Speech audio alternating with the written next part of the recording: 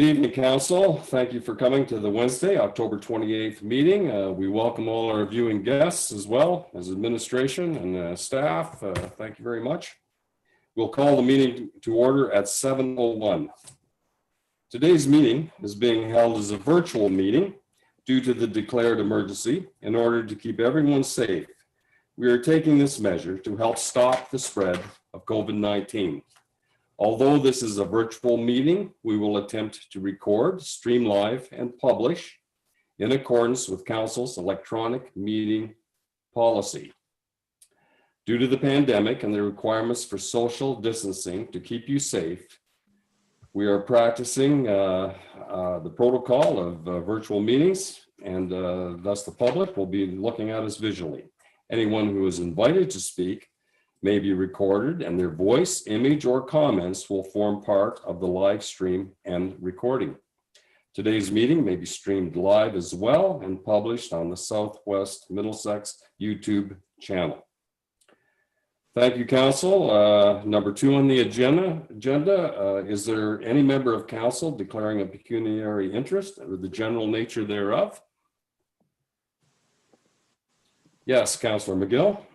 Yeah, I'd just like to declare a conflict on the drain maintenance for Crothers McFarland and the McKellar drain and the McFarland drain, but not on the second part of that, where there's a engineer's report on the McFarland drain, because that is upstream from my farm that will be assessed on the cleaning and brushing.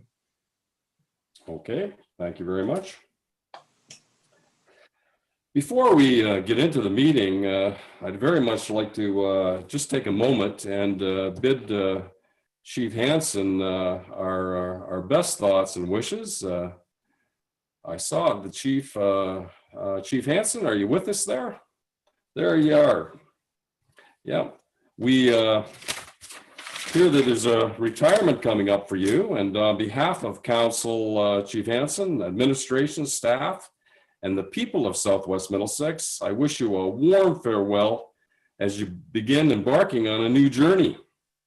Retirement is not the end of the road. It's just a turn in the road. All of us wish you good health and happiness. And they say, Robert, that retirement is the only moment in your life when time no longer equals money. And we sincerely hope that every day will be filled with joy for both you and Nancy. Chief, if I have any regrets tonight, it is that I can't shake your hand. So we can't do that virtually, but we'll give you a thumbs up and all our good wishes. Thank you for all that you've done, Chief Hansen, to bringing our fire services to a new level, far beyond our expectation. And we wish you the very best in life, Bob, and we congratulate Nancy for having you home a little more. Thank you once again. Oh, you're on mute, Bob. Yeah, get you off mute there. There you go. I got to. I must have cold thumbs because they're not working on my phone. I just want to thank Council for all the support over the last 6 years that I've had for the fire department. It's so much fun working when everybody's pulling together, and thank you for that. I think we've come a long way with the fire department, and I think we've got a little ways to go, but I think we're well on the way. So I leave with a grin on my face, and I'm sure that that we're a little bit better off than we were 6 years ago. So thank you all for your support. It's been our pleasure. Thank you, Chief. Bye. Council number 3 on the agenda, additions to the agenda. Are there any? I haven't been notified of any. Failing which, may I have a mover and a seconder that the regular agenda of Council dated October 28th be accepted as circulated and presented? So moved. Thank you very much, Deputy Mayor. Seconded by Councillor Crothers. Councillor Crothers has a comment. Yes, go ahead. Sorry. Yes, I'd like to make a notice of motion, and when we get into the correspondence end of it, it'll be short. Okay. Bet. Okay. I'll give you a heads up, Ian, on that. Yep. Thank you. Thank you. We are approving the addition as circulated. All in favor? Carried. All opposed? Carried. Number 4 on the agenda, delegations and presentations. I have none recorded. And Jill, that situation hasn't changed, I understand. So we'll move on to number 5. The consent agenda is before you, council. I'll read them. If you wish any to be withdrawn from the list, please raise your hand and we'll discuss it at your convenience. 5A, September 2020 building reports totaling 2.1 million. Item B, Fire Committee minutes, September 8th, Brooke Alveston Department. Item C, Southwest Middlesex vouchers from September 25th to October 8th, $34,892.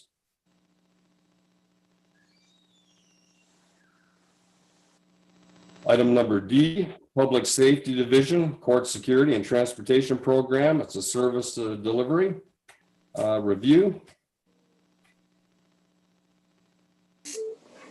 Item E, Township of Southwest Oakridge resolution assessing aggregate resource properties.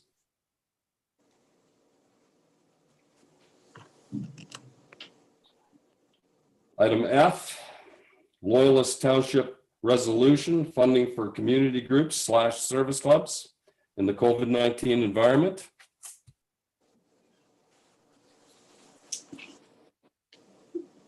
Item G, Township of Blandford Blenheim resolution regarding unlicensed and unmonitored cannabis grow-ops. Yes, Ian, go ahead. Yes, I'd just like to mention, I think we should people should pay attention to item G and H regarding cannabis regulations that apparently there's still shortfalls in areas that just so we're aware of that. Thank you. Okay, you're just bringing that to our attention. Yes. Yes, that's all I was just mentioning. Yeah, this point. Deputy Mayor Wilkins, I see your hand. Yeah, thank you, Mayor Mayhew. I'm just a comment to Councillor Crothers. Councillor Crothers, you're more than welcome to support those two.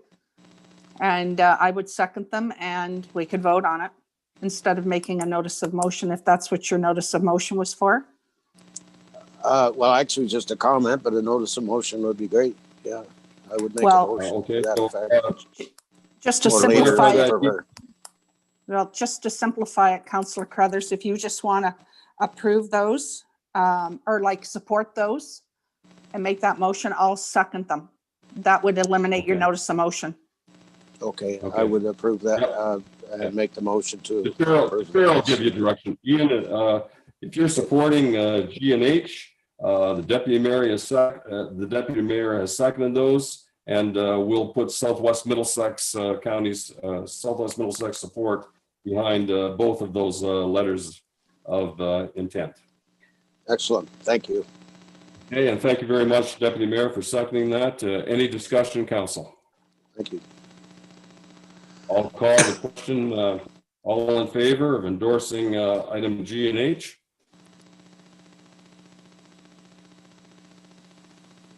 Carried unanimously. Thank you very much, councilors.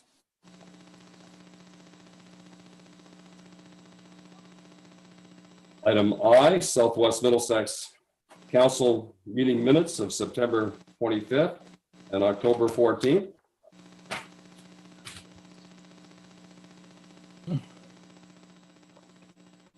That concludes the correspondence. Would someone entertain a motion that we receive the consent agendas with the exception of action taken on G and H? Can I have a motion for a mover for that, please? Councillor Bartlett, seconded by Councillor Powell. All in favor? All in favor? All opposed? Carried.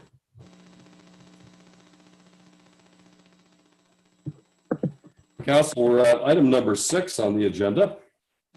Regarding the committee of adjustment, we have the Falcon Bridge Drive, the Glover, and the 23683 Falcon Bridge Drive Crothers.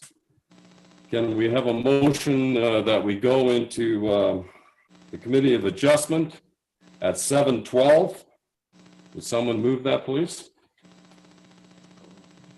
Moved by Councillor Vink, seconded by Councillor Crothers. Any discussion? All in favor? Carried.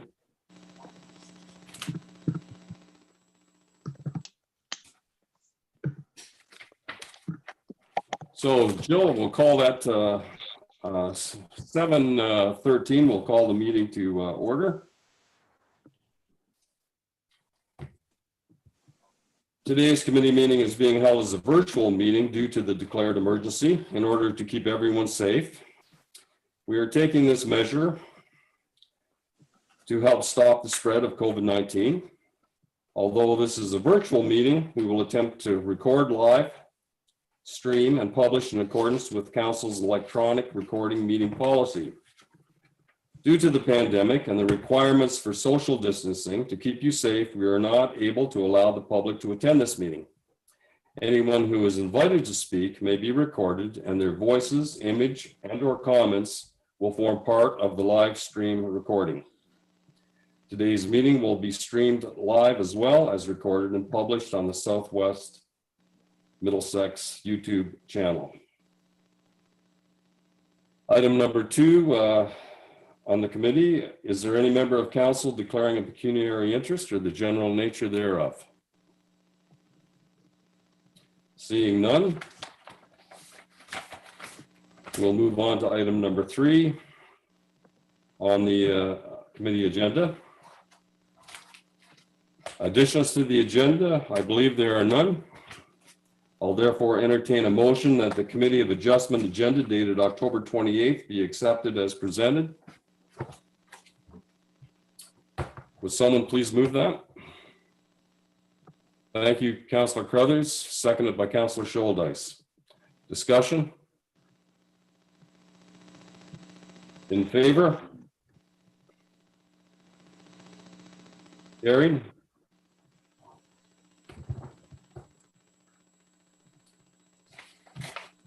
Item number 4, delegations and presentations.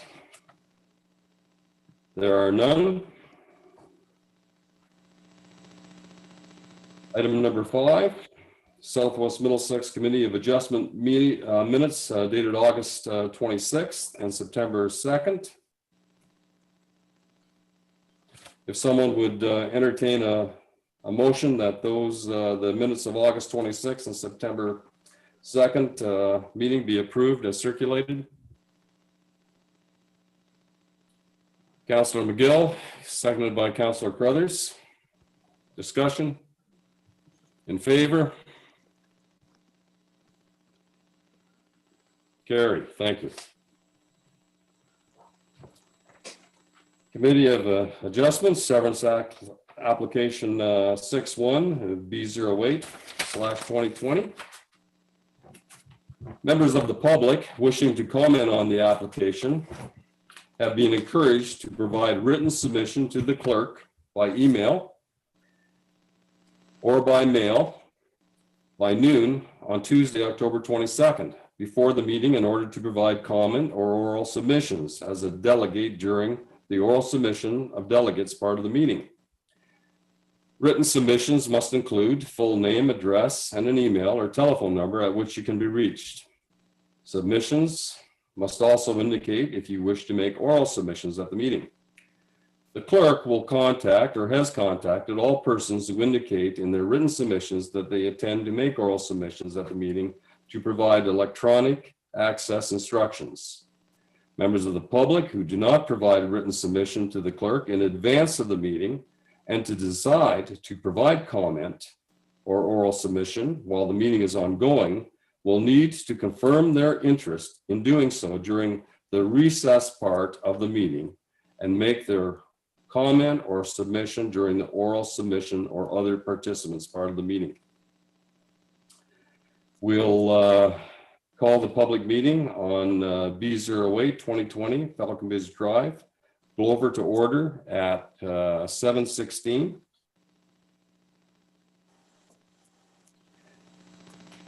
The purpose of this meeting is to give the public an opportunity to hear all the interested persons with respect to a severance application by Jean Glover, Edward and Michelle Vandergoot for the Southwest Middlesex Committee of Adjustment to consider the proposal.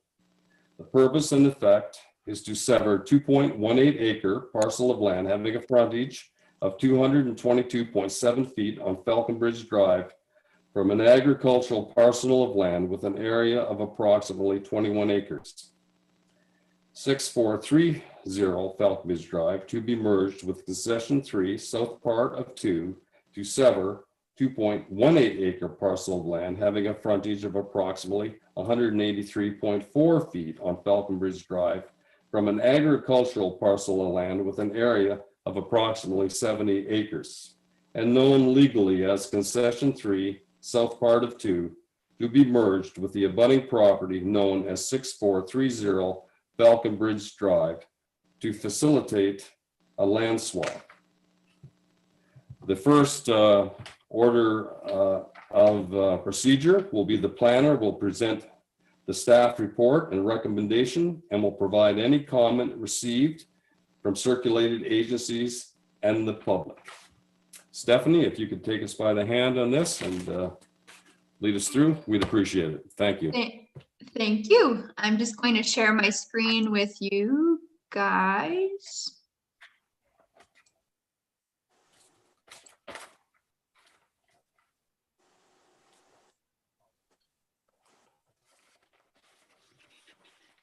All right. So the subject lands are located on the north side of Falcon Bridge Drive, west of Melbourne Road. The lands are legally described as Concession 3, South Part Lot 2, and Concession 3, Part Lot 2 in the municipality of Southwest Middlesex. The subject lands are designated agricultural within the Southwest Middlesex official plan and are zoned general agricultural A1 zone within the Southwest Middlesex zoning bylaw. 6430 Falcon Bridge Drive, which you can see on your map in front of you, is currently outlined in red, the thick red line. So parts 1 and 2 is how the property currently is today. And it does contain a single detached dwelling that's under construction. It's actually only located on part 2 and is otherwise vacant of any buildings and structures. The lands are serviced by a privately owned well and a privately owned individual septic system and are entirely regulated by the St. Clair Region Conservation Authority. And Concession 3 South Part Lot 2 is almost better seen by this map up here. It's all the lands outlined in black. So it's a bit of an irregular shape for sure. But it contains agricultural lands and crop production and is vacant of any buildings and structures. And the majority of the lands are regulated by the St. Clair Region Conservation Authority. And the surrounding land uses are predominantly agricultural in nature. Staff are of the opinion that the proposed severance to facilitate a land swap. So I will explain that with the map a bit better for your understanding. So as previously mentioned, the current property, so 6430, is outlined in red here. And what the applicants are hoping to do is to sever off the red hatched area here and merge it with the agricultural parcel here. And this parcel number 3 right here is currently a part of the larger agricultural parcel. And they are hoping to sever this parcel here and merge it with number 2 So the end result will be a rectangular shape. So if you would follow the yellow line to the hatched line here and downwards. So parts 2 and 3 will be the end result for 6430 Falcon Bridge Drive. So staff are of the opinion that the proposed severance to facilitate a land swap is considered to be consistent with the provincial policy statement and in conformity with the Southwest Middlesex official plans, as minor boundary adjustments are permitted so long as non-viable farm parcels are not created and agricultural activities are not adversely affected.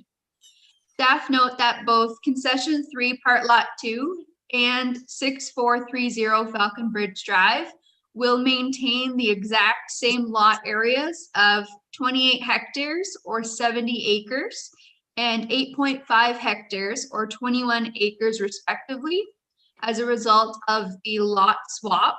So there will not be a loss of agricultural land in production.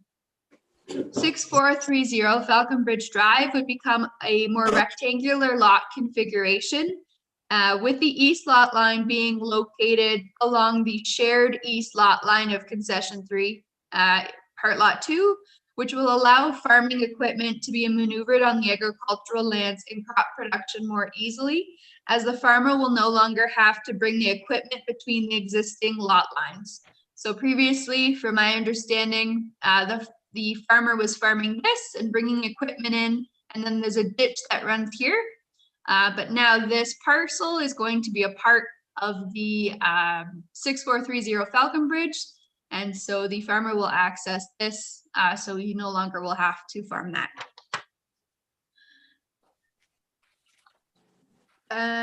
Generally, it is the opinion of staff that the proposed severance application will improve the functionality on the lands as a whole. And staff do not anticipate any adverse impacts to occur to agricultural land and crop production as a result of the application, and that viable farm parcels are being maintained. Staff note that the severance will not result in the creation of a new residential lot and are in a position to support the application. So the application was circulated in accordance with the Planning Act, and we did receive a comment from Hydro Run. They have noted that the subject property is abutting and or bisected by a Hydro One high voltage transmission corridor and has no objection to the application in principle, provided that their easement rights are protected and maintained, and that any placement of permanent structures, facilities, or landscaping within the transmission corridor is prohibited without the prior written approval of Hydro One. So it is recommended that the application be approved subject to the following conditions. So condition number 1, that a certificate of consent under section 5342 of the Planning Act shall be given within 1 year of the date of the notice of the decision. The request for the certificate of consent shall be accompanied by a written submission that details how each of the conditions of consent have been fulfilled. Condition number 2, that the owner's solicitor submits an undertaking in a form satisfactory to the Secretary Treasurer of the Committee of Adjustment to register an electronic transfer of title exactly consistent with the acknowledgement and direction executed by the applicants and the decision of the Committee of Adjustment. Condition number 3, that the taxes on the subject property are paid in full. Condition number 4, that the lots to be severed be merged in the same name and title as the lands receiving the lot additions, and that subsection 53 or 5 of the Planning Act applied to any subsequent conveyances involving the enlarged parcel, and that any mortgages that may be required to take into account the parcel as enlarged. Condition number 5, that minor variance applications be obtained for the retained and severed parcels to recognize lot area and lot frontage deficiencies. Condition number 6, that the owner initiate and assume, if required, all costs associated with the preparation of a revised schedule for all drainage works affected in accordance with the Drainage Act as amended, such costs to be paid in full to the municipality prior to submitting a registered copy of transfer. Condition number 7, that a preliminary survey showing the lands to be severed, including the location of the dwelling with setbacks to the new proposed lot lines and the location of the septic system, be submitted to the satisfaction of the municipality prior to being deposited at the land register's office, and then a minor variance be obtained for any deficiencies if necessary. And condition number 8, that 2 copies of the reference plan are submitted to the satisfaction of the municipality. Thank you. Thank you, Steph, very much. The next protocol in order is the applicant will be allowed the opportunity to speak to the application, and Jill has advised me that no one is registered to speak to this application. So we can move on to item number C, being council's remarks. Council, any questions you'd like to advance to Stephanie?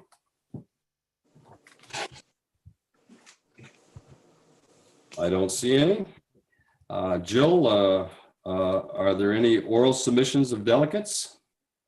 No, Your Worship, there are not. And no, and item number E would be written submissions. I take there's none. That's correct. Okay. And Jill, it will be necessary to have a brief recess in the event some do come in. Is that correct?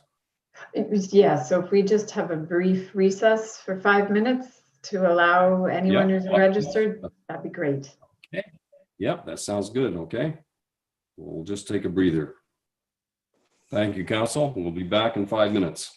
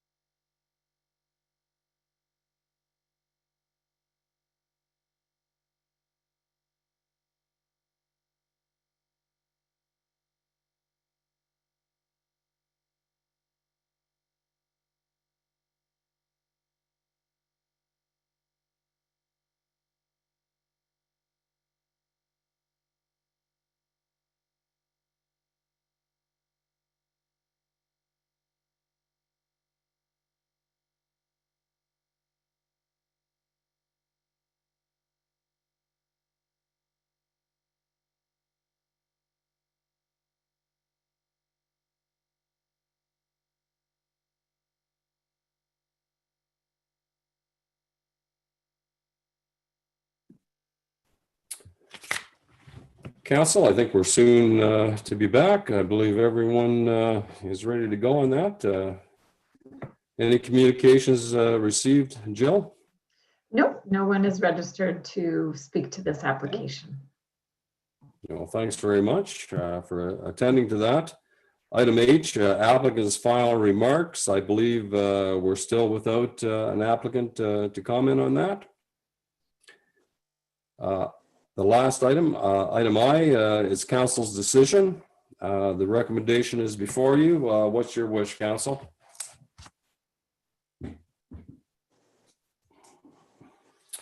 The recommendation is before you, council. Yes, Councillor Vink. If you I'd like just to move wanna- I'd like to move the recommendation, Mayor Allen. Thank you very much, Martin. There's a seconder, Councillor Crothers. I see your hand up. Councillor Crothers has seconded that, Jill. Discussion? All in favor of the motion? Carried. Thank you, council.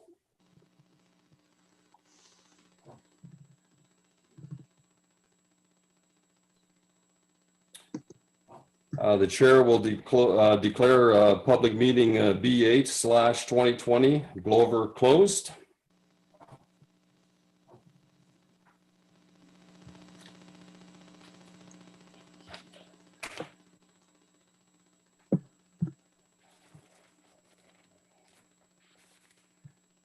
We have severance application B09 2020. Again, we must go through the same protocol as the last council. So there is some repetition.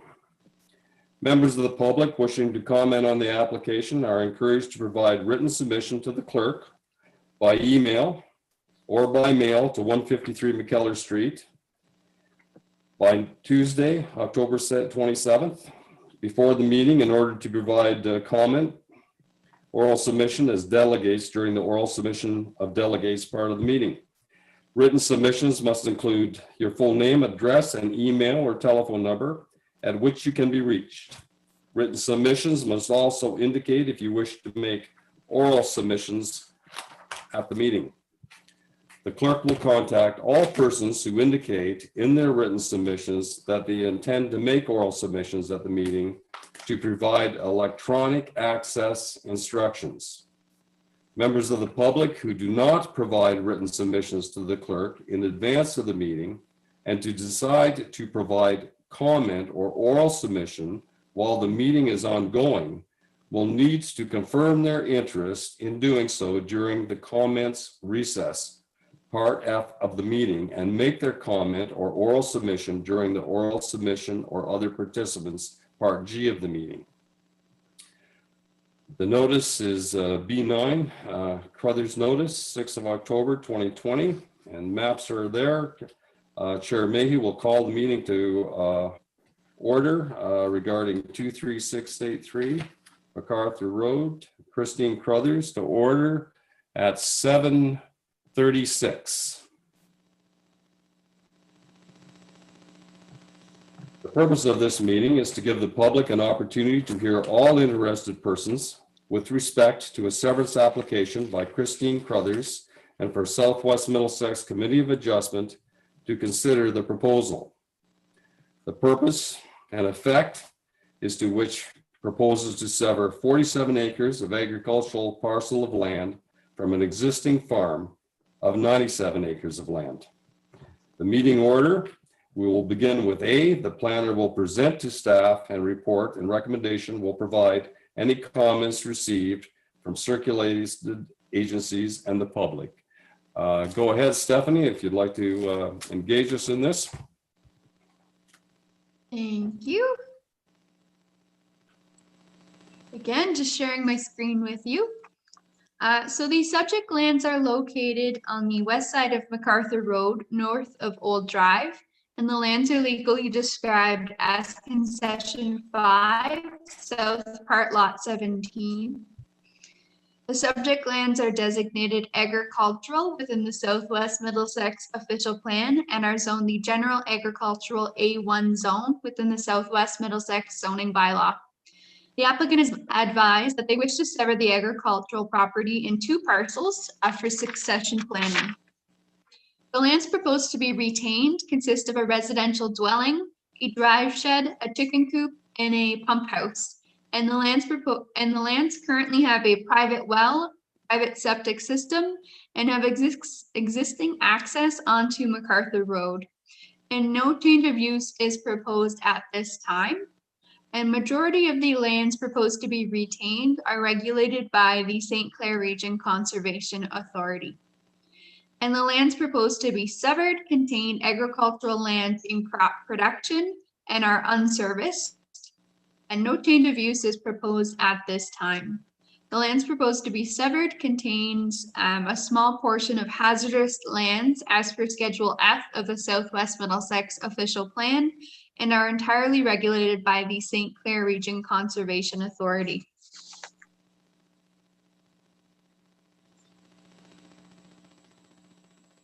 So the provincial policy statement, the County of Middlesex official plan, and the Southwest Middlesex official plan provides policy direction to allow the creation of farm parcels, provided the lots are of a size appropriate for the type of agriculture common in the area and sufficiently large to maintain flexibility for future changes in the type or size of agriculture.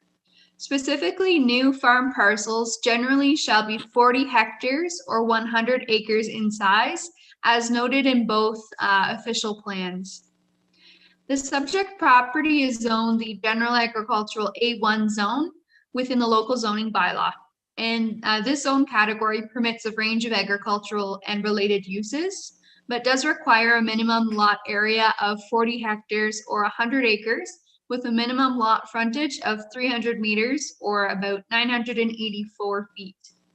Given that the proposed severed agricultural lot of 19 hectares or 47 acres would result in the creation of an undersized agricultural parcel of land, the application is not considered to be consistent with the provincial policy statement and is not in conformity with the county and Southwest Middlesex official plans or the Southwest Middlesex zoning bylaw, as it does not meet the intent of an agricultural zone.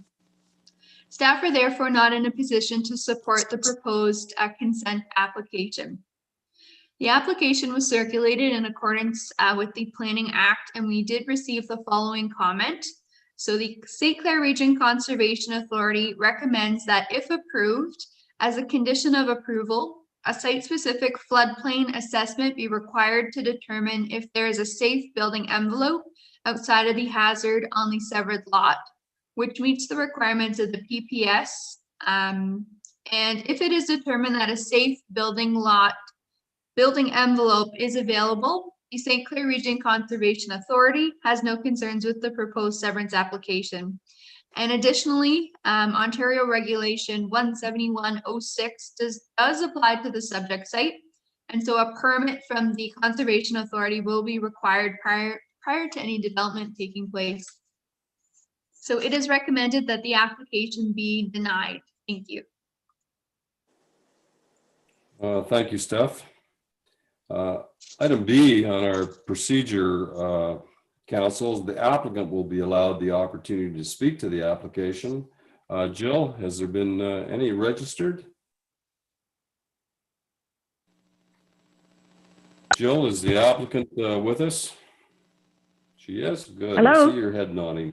Yep. Hi. So the applicant, I think, is calling in. Okay. Hello. Christine, can you hear me? How are you, Yes, Christine? I can. Hello? Yeah, you're breaking up a little bit there. Yes, I can hear you, Christine. Okay. How are you? I'm okay. How about yourself? Oh, we're getting by bit by bit. Lots of rules and regulations. Christine, this part of the meeting gives you a minute. You no doubt have heard that the recommendation was recommended not to be accepted by the planner. And if you'd like to speak to that, Christine, this is part of the meeting that gives you the floor. So I just assure you feel comfortable, and council are listening to you, and you make yourself at home, and give us your comments with regards to your application. We'll gladly listen. Go ahead, Christine. Thank you. Thank you very much, Mayor Al. Good evening, ladies and gentlemen. For close to 40 years, my husband Doug and I have lived and farmed in this community. Over those years, when we discussed our future financial plans around our will, it was our desire to keep our farm property within our family and hand it down to our children. During my work experience in financial institutions, I saw the effects of inadequate estate planning. It is my desire to take, and I feel it is important, to take as much, to take the steps necessary while I am able to plan appropriately for succession. I understand that the council is not generally in favor of creating small parcels of land. However, the land will be continued to be farmed. It will not be in conflict with my neighbors' properties. I have spoken to each of the affected neighbors who have been contacted by council or the township, and they have not objected in any way. I thank you for your time, and it is my hope that by being able to pass on my assets in present time, I can minimize my tax situation and be of benefit to my children. And I thank you very much again for your time. Good. Thank you, Christine. Council, we are at members' remarks, council's remarks at this point. Council, I open the floor for questions that you can relate to Stephanie, and I think Christine is still on the line. You certainly can address her as well. I'll open the floor to council. Councillor McGill, I see your hand, and Councillor Scholdice, I have you on deck. Yeah, Go ahead, Mark. Through the mayor, I'd like to ask Christine, I see in the south corner of that farm, there's a ditch that cuts off, well, I've been told it's probably about 7 acres. I had someone ask me this question, and I know it's kind of on the spur of the moment, but would that piece of land on the corner that's cut off by the ditch, would that be considered a natural severance? And would that conform to the county or the provincial legislation, or even our own? Through the mayor to the councillor, no, natural severances aren't contemplated within the Planning Act. It is it occurs in a court system outside of council's decision. And from my understanding, you would have to demonstrate that in this case, it is a municipal drain, but generally there has to be a portion of the waterway that is considered to be traveled, which may be challenging to do with a municipal drain. Okay, thank you. I was told, I said I'd ask the question. Okay, thank you, Councillor McGill. Councillor Scholdice, go ahead. Mike, go ahead. You're on mute there, Mike. Yeah.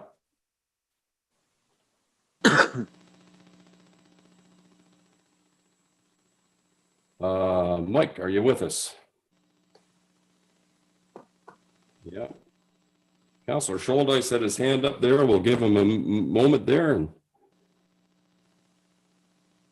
you got to unmute, Mike. Look for those 3 dots. Failing which, Mike, if you want to call me, or I can put my phone to the screen if you want. Look for a microphone. If you can hit that mic, there you go. I think we got you. I'm unmuted now, Alan. Yes, you are. You're good to go, Mike. Oh, okay, perfect. Sorry about that. My something's going on with the internet. I can't see anything. I just have the spinning circle. Anyways, if we were to approve this tonight, what will be the next steps for the applicant?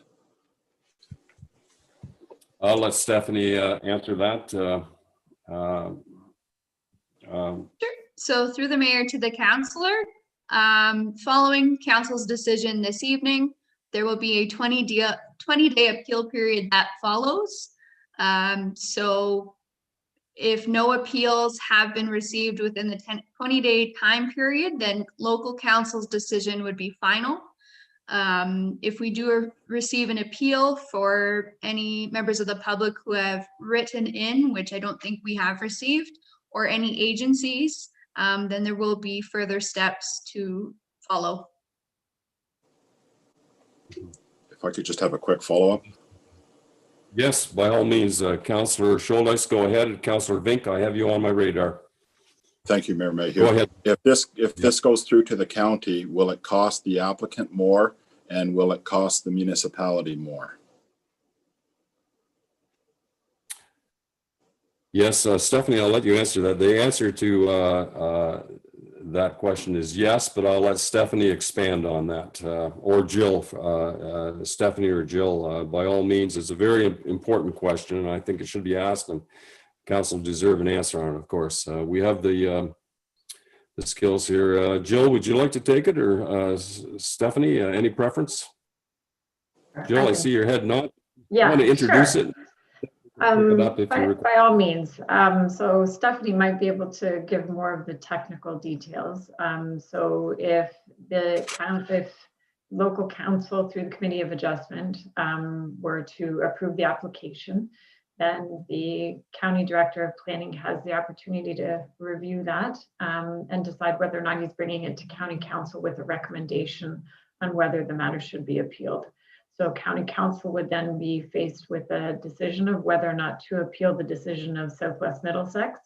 And if they opted to appeal, then there's a couple of ways that could go. It could go to the LPAT, which is the former OMB, which is the Land Use Planning Tribunal. And then the municipality would have to obtain an outside planner at our cost to justify the decision of the Committee of Adjustment, given that the recommendation from our planner does not support the application, and probably seek some legal advice as well in terms of presentation at the decision. If there is a possibility, I suppose, that the applicant might choose to drop it if it went that far, but that's really a lot of ifs that I can't speak to all the variables in that case. Thank you, Jill, for that information. Stephanie, would you want to elaborate on anything Jill said there? Through the mayor, no, I think Jill did a really good job of summarizing. Thank you. Okay. Thank you. And Councillor Vink, you had your hand up. You have a question? Go ahead, proceed. Thank you, Mayor Allen, to Stephanie and possibly to Jill. Isn't it true in Southwest Middlesex and even throughout Middlesex County, there's plenty of farm parcels that are only 50 acres and 40 acres, 25 acres, and they're being farmed. Sometimes part of other farm operations, but they're completely being farmed. Is that not correct? So through the mayor to the councillor, there are certainly parcels of existing agricultural land that are considered to be undersized, but the application is being evaluated against today's policies, and as mentioned, it does not conform to today's policies. Okay. Yes, Councillor Cowell, I see your hand there. Go ahead, Councillor Cowell. I just wanted to point out that when we look at this picture, we can see at least 4 different properties that appear to be 50-acre parcels.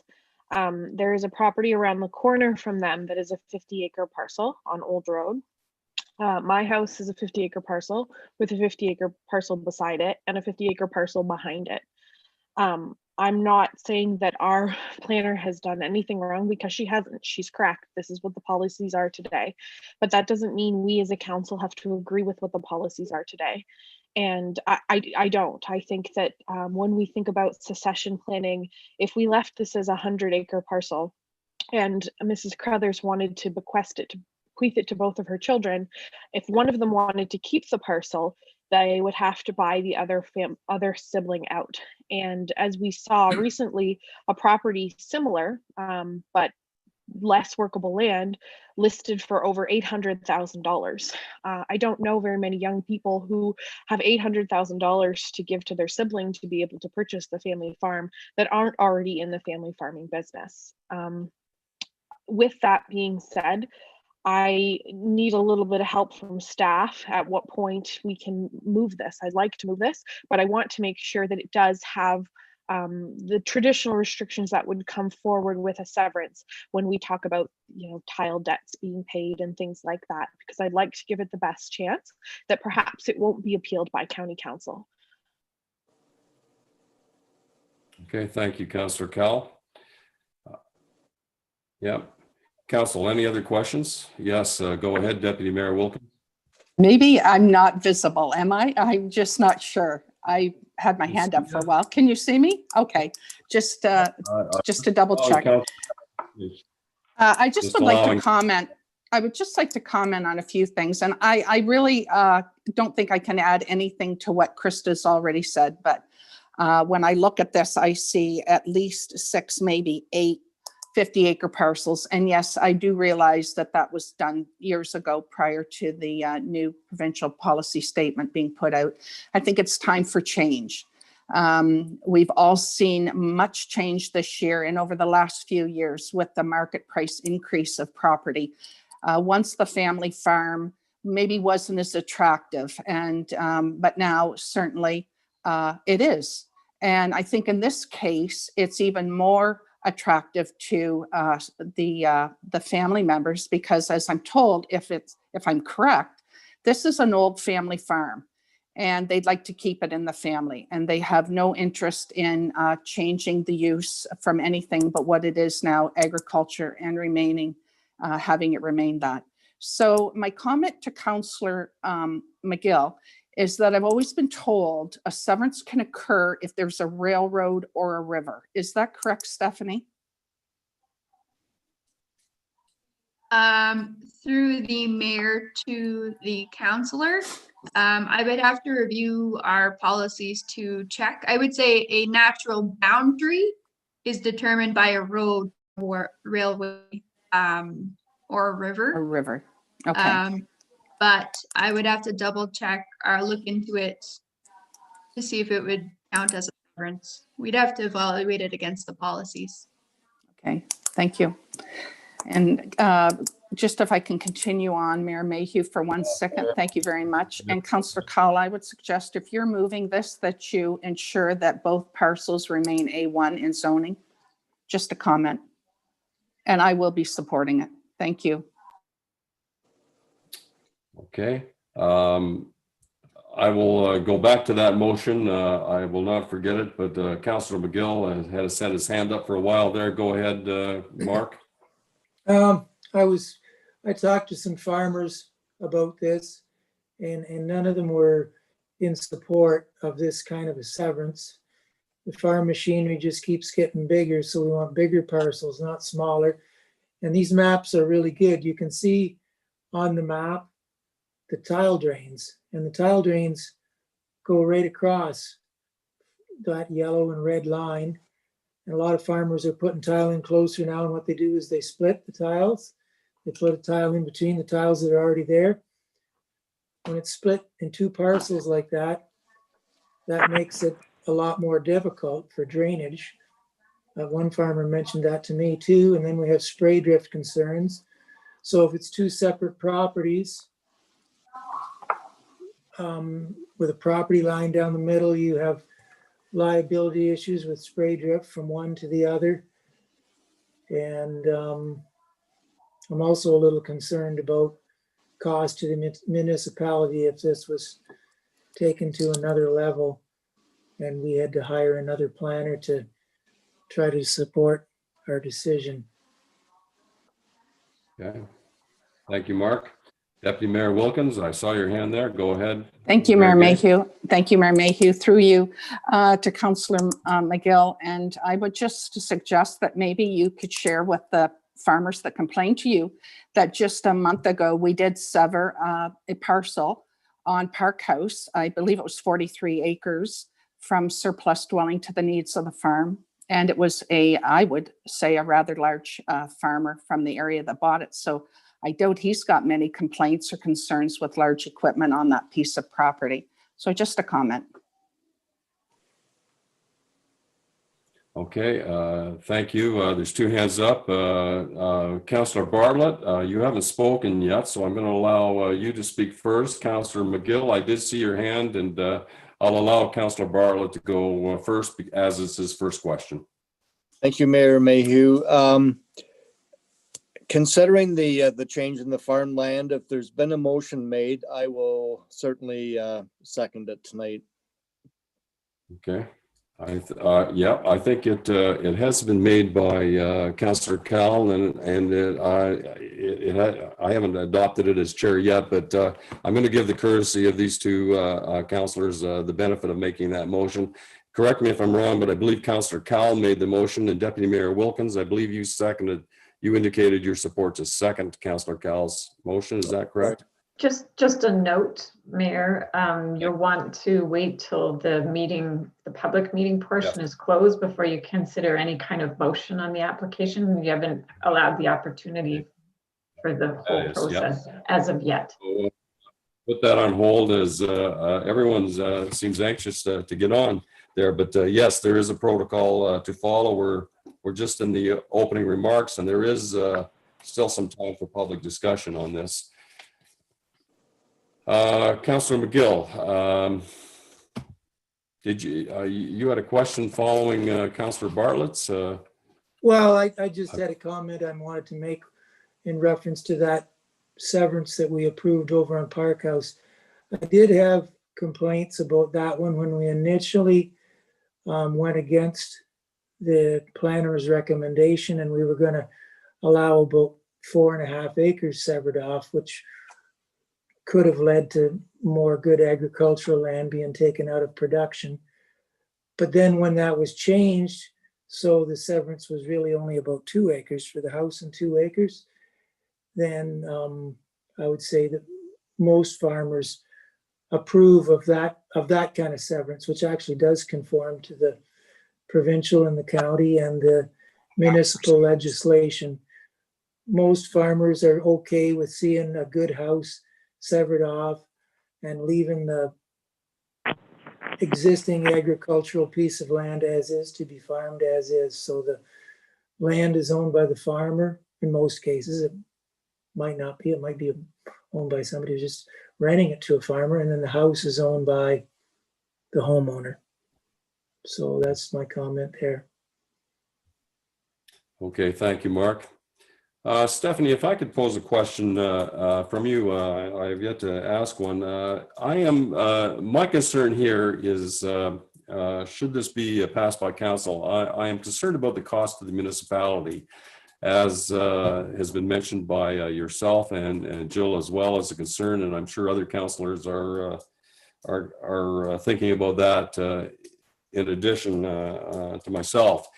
That being the case, Stephanie, are there any mechanics whereby the applicant would agree to finance any additional expenses should it be contested?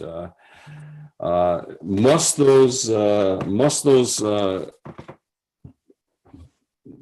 speculative costs be borne by the municipality, or can they be borne in part or in its entirety by the applicant?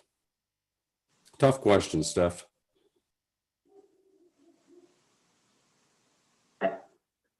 And maybe I can answer Yep. that instead of Stephanie. I'm not sure that certainly wouldn't be a condition that is typical. And I think that the cost would be borne by the municipality because it would be the municipality that has to defend its decision. The applicant would have their own costs associated with an appeal to the LPAT if that were to be the case. So I don't think that a condition would be reasonable to be included to put the cost of what the municipal committee of adjustments decision in the event that it is appealed. Thank you, Jill. That answers the question. Jill, just a follow up to that, then the only other option would be if we found ourselves in that position, and you implied it in former communications you've given to council, would be for the applicant, if they thought the risk was high and the costs for borne by the municipality were great, that the option to withdraw the application is available to the applicant. Is that correct? Yes, so there's a lot, as I said, that's a lot of variables, and really all of that's outside of council or the committee of adjustments hands. So if Southwest Middlesex Committee of Adjustment approves this, the next step is going to the county for whether or not the director of planning will recommend an appeal. And then if county council approves that, there's no point for the Committee of Adjustment or Southwest Middlesex County or council to get re-involved in that decision. It's just a matter of whether or not an appeal moves forward. And if the local municipality is required to defend the decision it made. Okay, thank you. Thank you very much. Council, thank you, Jill, and thank you, Steph, again. Council, I'm looking at hands. We can move on from item C. Any further members' remarks? Any council? Yes, go ahead, Martin. Councilor Bing, go ahead. Thank you, Mayor Allen. Yeah, just one more comment that we're spending a lot of money on economic development for Southwest Middlesex. We're always trying to raise our population. There's a certain segment of population that wants to live out in the country. And so I believe 50 acres is plenty large enough for agriculture. And of course, I will be supporting this. Okay. Well, we'll move on to that down the road. Thank you, Martin. We'll conclude members' remarks. We'll go on to oral submissions of delegates. Have there been any, Jill? I don't believe so. Is that correct? That's right. No one is registered ahead of time. And council, thank you, Jill. And item E on the meeting order, written submissions. There are none. Correct. Okay, thank you very much again. Item F is comment recess. We will take a 5-minute break, council, and see if any further communications come in with regards to this severance. And we will meet at 8:11. Okay, I'll call you back at 8:11. We'll adjourn.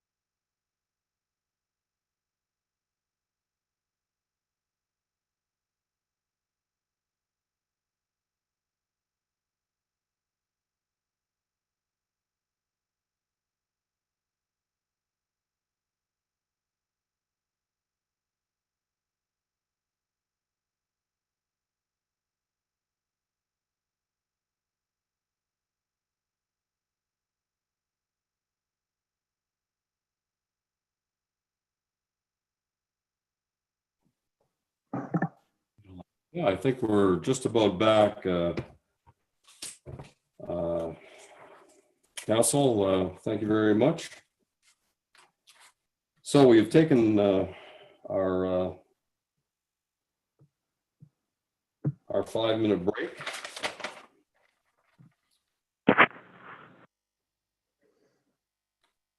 Have there been any other call submissions received, Jill, during that 5 minutes? No, your worship, there have not. Thank you very much. And I'm not, and this is a moment of time where our applicant will make the final remarks. Christine, are you with us at present? Yes, I am. Good. Again, make yourself at home, Christine, and you're addressing all of council, not just me, and they can all hear you, so go ahead. Thank you very much. I really don't have much else to add to what I said earlier.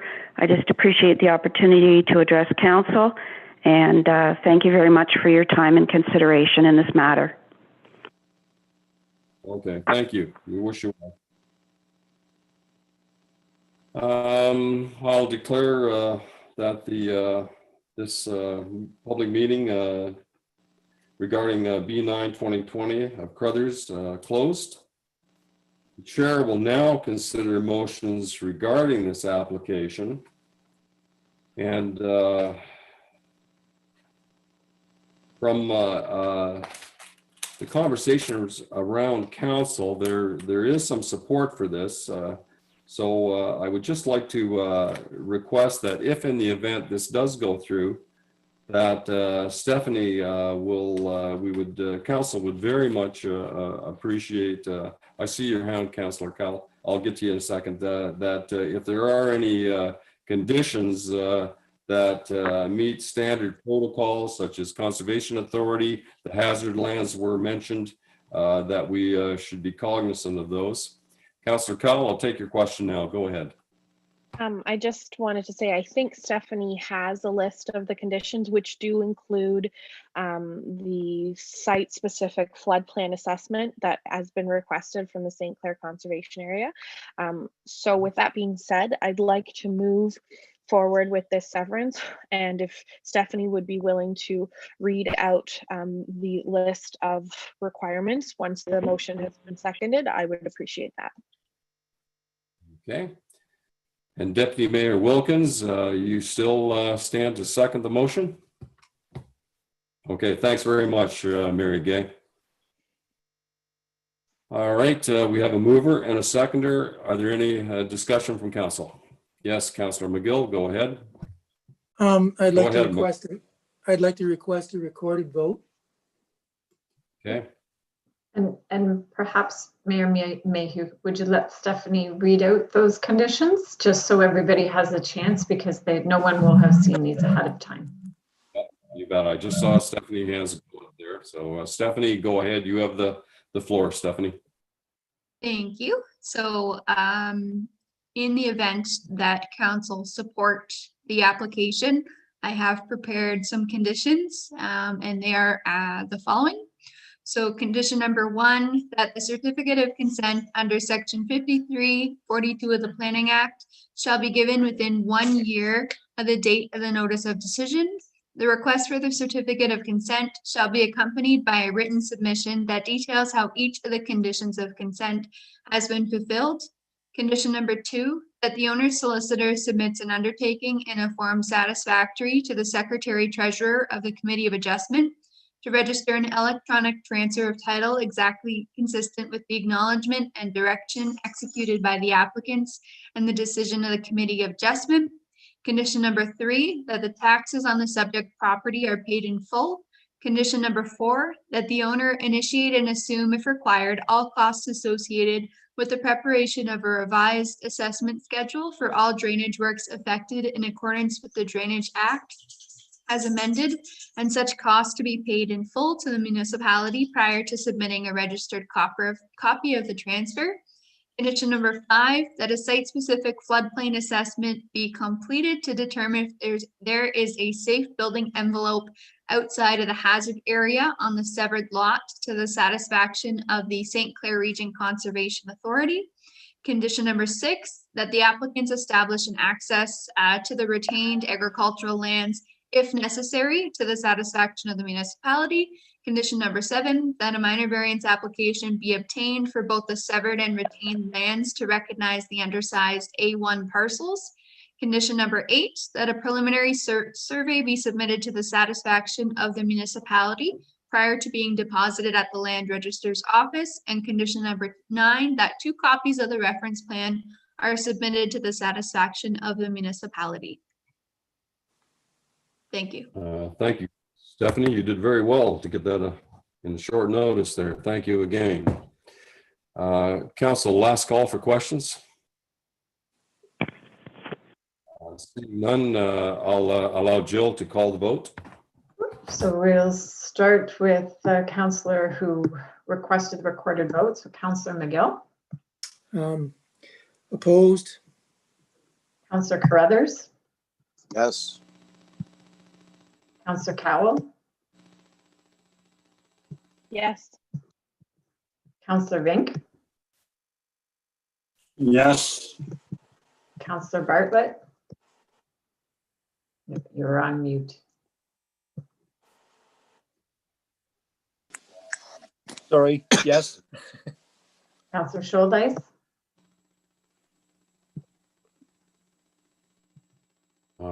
Mike is having some trouble there. We'll just, Mike has no picture. I'll send him a text. I can see his Yeah. picture, and I'd like to assume his lips said yes. yeah, that's what I thought too, Councillor But I'd Cal. hope he'd give me a thumbs up if that Am was. I unmuted? you're unmuted. Councillor Thank you. Scholdice, Sorry about that. I'm having some technical problems here. The answer is yes. Okay. Thanks, Mike. We know you're having some challenges, Mike. Deputy Mayor Wilkins, Yes. and Mayor Mayhew. In favor? And the motion's carried. Okay. Council will move on. Item number 7, future meetings. We have a council and planning meeting on November 25th, 2020 at 7 p.m. Item number 8, that the Committee of Adjustment meeting is ended, close the meeting at 8:20. Thank you, council, for your patience on that.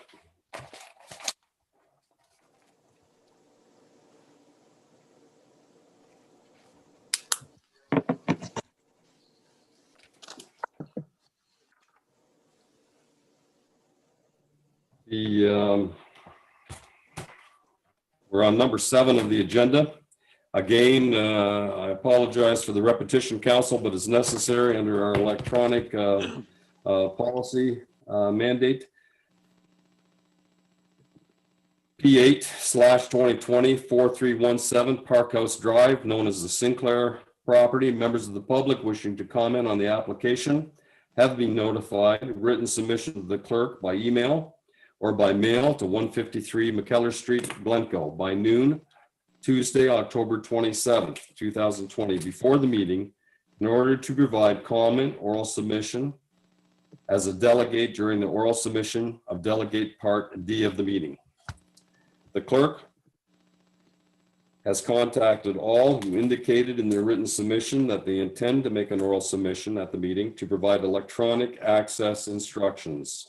Members of the public who do not provide written submission to the clerk in advance of the meeting and to decide to provide comment or oral submission while the meeting is ongoing need to confirm their interest in doing so during the comment recess of the meeting and make their comments during the oral submission part of the meeting. I will call the public meeting on P8/2020 4317 Park House Drive, known as the Sinclair property, to order at 8:21. The purpose of this meeting is to give the public an opportunity to hear all interested persons with respect to a zoning amendment application by Dennis and Susan Sinclair, and for Southwest Middlesex Council to consider the proposal. The purpose and effect of the zoning bylaw amendment is to rezone the severed parcel created through the consent application B7 2020 from general agricultural A1 zone to rural residential site-specific R2 zone, and rezone the retained parcel created through the consent application B7 2020 from general agricultural A1 zone to agricultural A2 zone. The order of procedure for this meeting will be as follows. The first item, a procedure, the planner will present to the staff the report and recommendation and will provide any comments received from circulated agencies and the public. Stephanie, could you take the chair from me? Thank you. Okay, so the subject lands are located on the south side of Parkhouse Drive, east of Pates Road, and the lands are legally described as Range 2 Northwest Part Lot 19. And they are designated agricultural within the Southwest Middlesex official plan and are zoned general agricultural A1 within the Southwest Middlesex zoning bylaw. And a portion of the lands to be retained along the western lot line is regulated by the Lower Thames Valley Conservation Authority. As council will recall, on August 26, 2020, consent application B 2020 was conditionally approved by Committee of Adjustment with an amended set of conditions that differed from the planner's recommendation, which would permit the severance of a residential parcel of land with an area of approximately 4.5 acres from an agricultural property known municipally as 4317 Parkhouse Drive. Zoning bylaw amendment application P8 2020 was deferred by council as staff requested the opportunity to reevaluate the proposed zone categories in light of committee's decision. Subsequently, on September 2nd, 2020, special council meeting, the applicant requested to amend the conditions of consent to reflect the conditions as per the planner's recommendation, which would result in the severed land having an area of approximately 2.2 acres, and the committee approved the applicant's request. As a result of the committee's decision on September 2nd, staff are now prepared to bring a report and a recommendation forward on the zoning bylaw amendment, which does propose to rezone the severed parcel of B7 2020 from the general agricultural A1 zone to the rural residential zone, and that's to recognize the residential use of the property and to rezone the retained lands from the general agricultural A1 zone to the agricultural A2 zone, and that's to prohibit new residential development on the remnant farm parcel.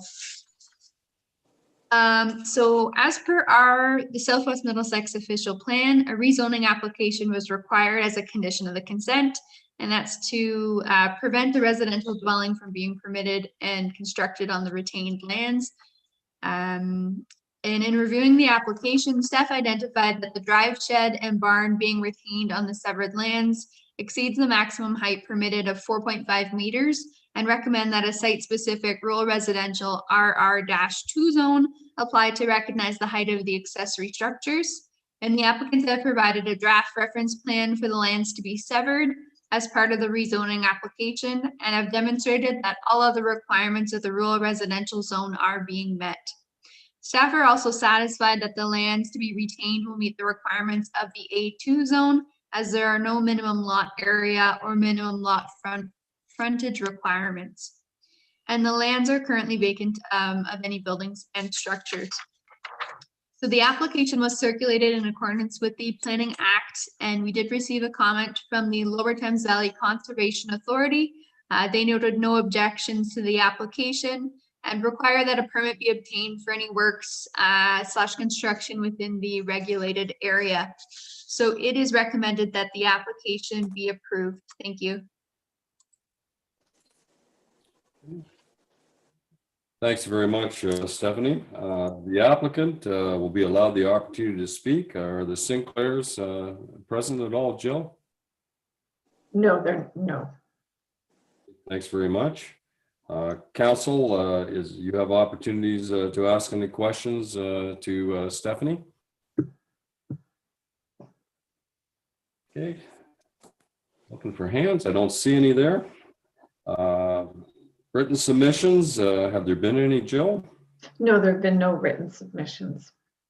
Thank you very much. And again, council, a little repetition here. We have another 5-minute break. We will convene at 8:32. We'll see you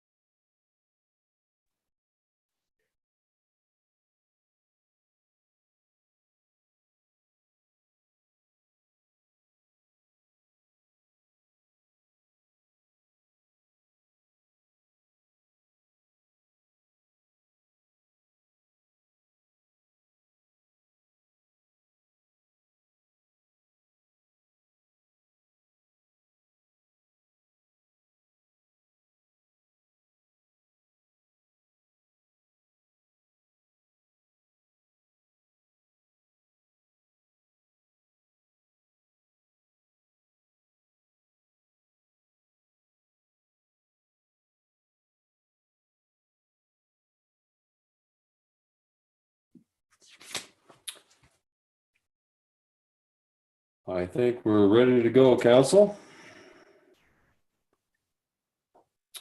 Thank you, Jill. The recess is over. Any communications received, Jill? Nope, there has not been. Thank you very much. We have section 8, applicants' final remarks. I don't believe there are any.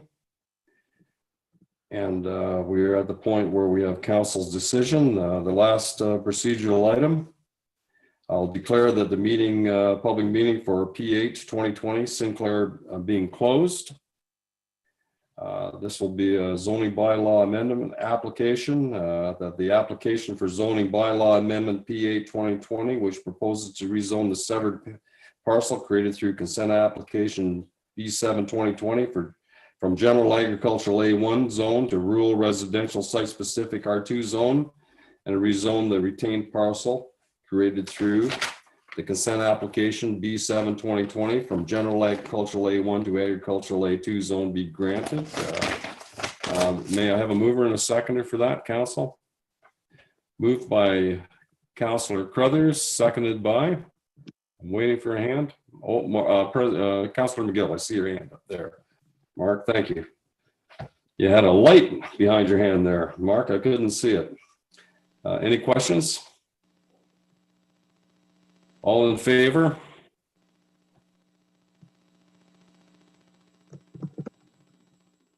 Carried unanimously. Thanks, Stephanie. Good night, everyone. Oh, Stephanie, Stephanie, your professionalism is always appreciated. Stephanie, you never waver on that. You're great. Thanks, Stephanie. Appreciate it very Thanks, you. everyone. Have a good night. much. And happy Halloween, almost. You too. Yeah, I was going to tell you to drive home safely, but I don't think I have to tell you that. Yeah. Oh, I'm already located there. I'm nice and safe. You're take All care. right, take care. Council, we are at staff reports on the agenda. I'll go through as they appear on my papers in front of me. Fire report, there are none. Administration report, we have a 2021 council meeting schedule. Jill, I'll let you introduce this to council. And if there's any concerns on dates, council, Jill indicated to me she'll certainly work with anyone on council if some of these dates don't work. Yeah. Jill, go ahead. Thank you, Mayor Mayhew. So Kendra helped to put this report together. So I want to thank her for that. This follows the council's bylaw and tries to accommodate for different vacation days and conferences and the county council agenda schedule as well. And it does include that change that has one meeting in the month of August. So unless there's any questions for either Kendra or myself. Councillor Cowell, I see your hand. Yeah. Goodbye, or Jill. I just had a request for December. That year is, I have to fast forward now because I'm looking at 2022. That year, the Friday is December 24th, and it's proposed to have a meeting on the 22nd. And I would just request that we move it up to the 15th because their schools will be closed at that time from usually the 20th to the 31st. And it's a time where staff and council sometimes take vacation, and fingers crossed we will be able to go somewhere maybe. So I just thought it's nice not to have a council meeting 2 days or 3 days before Christmas. If that's possible, and we have time on that, Councillor Cowell, if Jill can't, if we can't accommodate you with an answer, we'll certainly get back to you on that. Jill, what would convenience you? Do you want to address that now, or would you like some time to?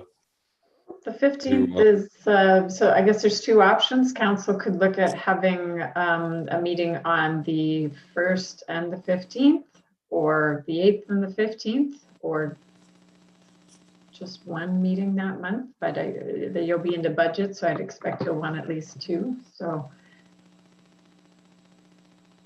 Either way, it ends Council? up being a double up. So the 1st and the 24th would be back to back in November. So I'm not fussy either way. I just really didn't want to see one on the 22nd. Yeah, you're right. Either way, we're doubling up on 2 meetings in a row. December 15th, we'll make an attempt at that, Councillor Cowell, and there's always room for change down the way. We'll certainly have a large time span in there to address it if we should. Okay, Council, any other concerns with regards to that? And continuing on with administration, Jill, if you could walk us through animal control. Sure. Do you want to just get a mover and a seconder on the calendar? Yeah. Councillor Cowell, question, or are you moving it? I'll move it with the change to December 15th. And if we find there's a conflict, we can change it then. Thank you. And seconded by Deputy Mayor Wilkins. Yeah. The additional questions to council? I'll call the motion with the change to December 15th. All in favor?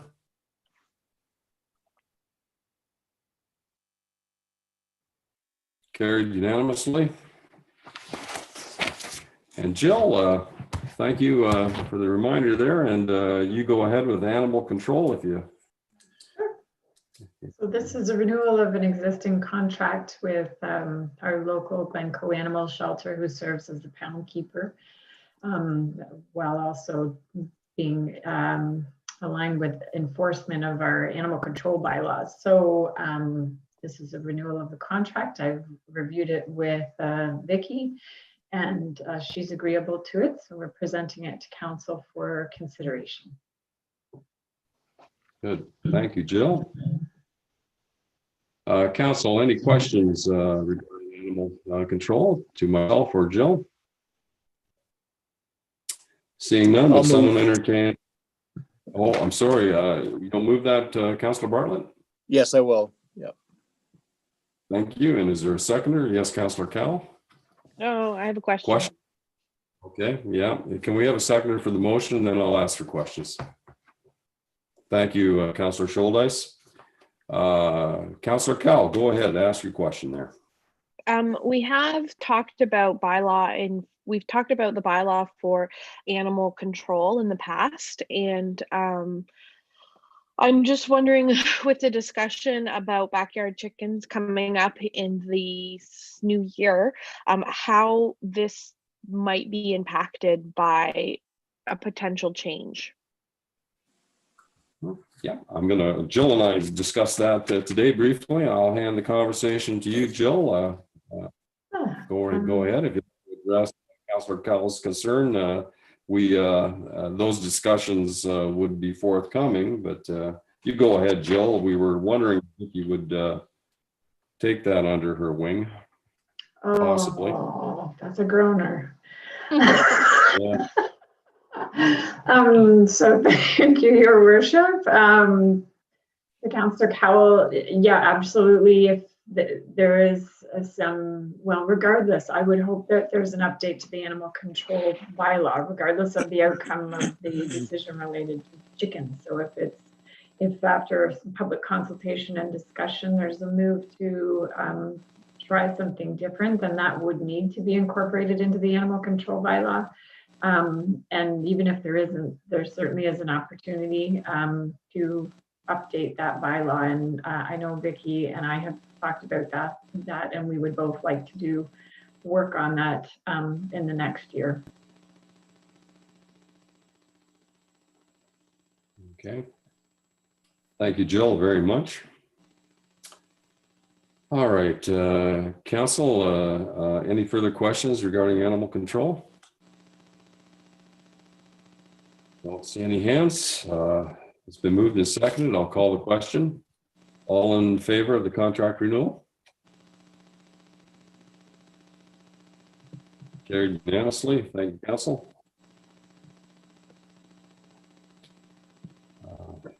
Item C, building, there is none.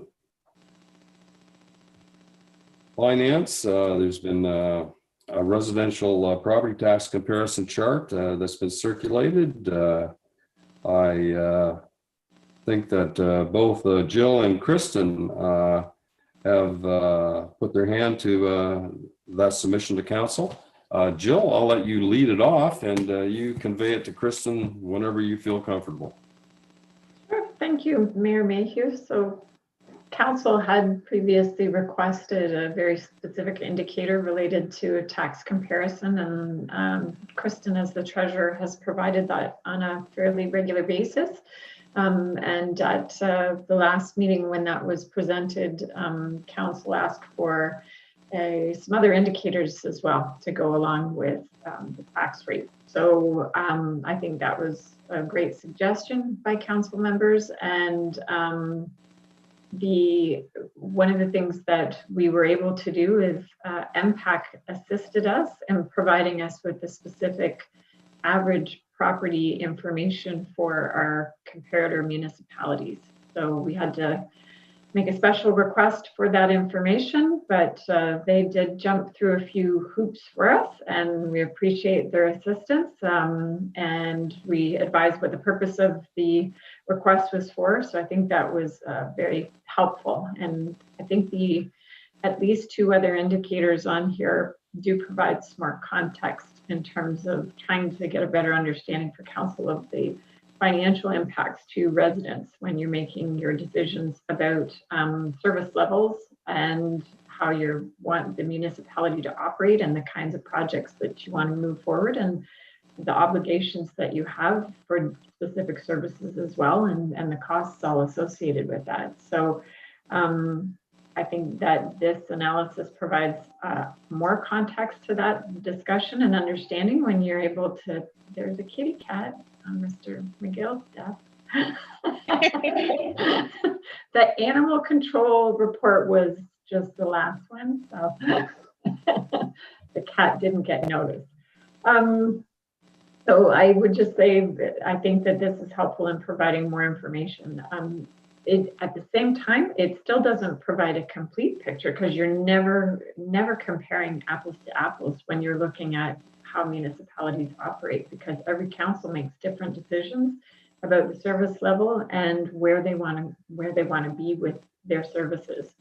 So there's a lot of information that I think needs to be understood when explaining property tax implications, because every municipality is different. So for an example, Middlesex Center, it does demonstrate one of the higher amounts in terms of what they are charging, but when you look at the burden for household income, it's not as great. And that council has made the decision to have a high service level for certain services that they're providing to the community, and the community has the ability to bear that burden. So I think that having all of those things in mind is more helpful.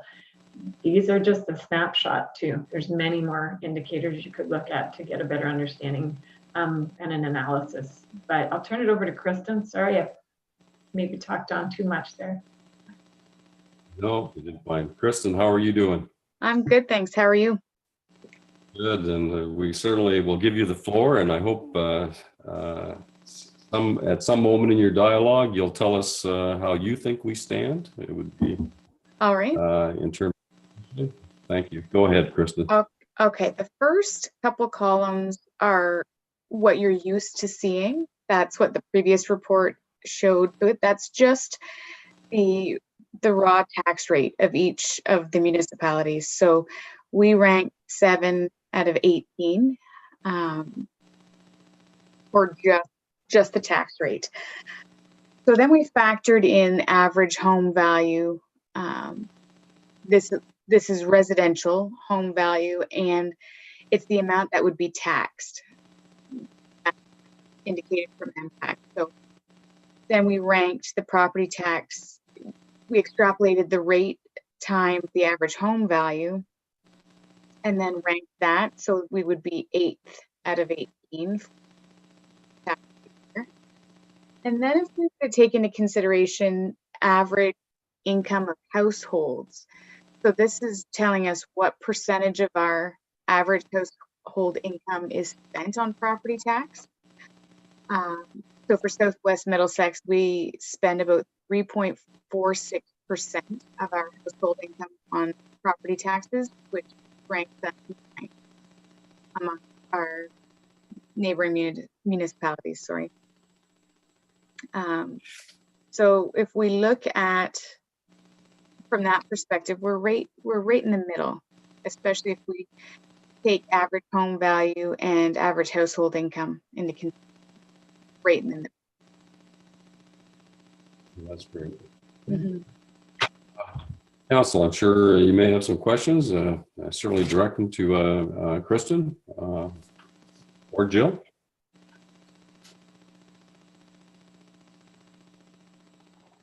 Seeing none, I want to thank both Jill and Kristen for those numbers. And Councillor Scholdice, I see his hand up. Go ahead, Mike. You're on mute, Mike.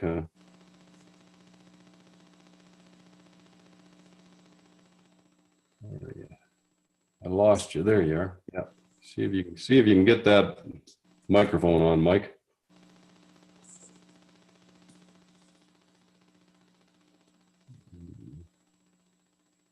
I think I've got it. There you go. You got it now. Yeah. Thank you, Mayor Mayhew. Go ahead. Yeah, thank you, Mayor Mayhew. Yes, we rank number 7 on the list, but it's important to remember that as we move towards budget deliberations, that in the total tax rate, we are the highest in Middlesex County. Okay. Yeah. Okay, Kristen, can you address that in any way? Just perhaps to get you in reference to that, there are some comparisons there where you cannot compare. There's some of these municipalities, Councillor Scholdice, that do not have an arena. They do not have a recreation program, and that factors in to that tax rate. The more you have, the more money it takes to operate these facilities, and we have prided ourselves in calling ourselves a full service community. I would also mention to you that there's some of these areas that do not have a sanitary system or a water system as well. So that has a direct bearing on it. It is a higher tax rate in Middlesex County, but it also they're not totally comparable in the level of service aspects of it. But Kristen, can you help me through this? Am I incorrect in that? No, you are correct. It's impossible to tell just based on the tax rate what each municipality is working towards and what's adding into their tax rate. We don't know if they're saving for asset management, what their reserve situation's like. So this is just a small overview of what the tax rate is. So you're right. If you're just looking at just the raw tax rate in Middlesex County, we are higher than our surrounding municipalities.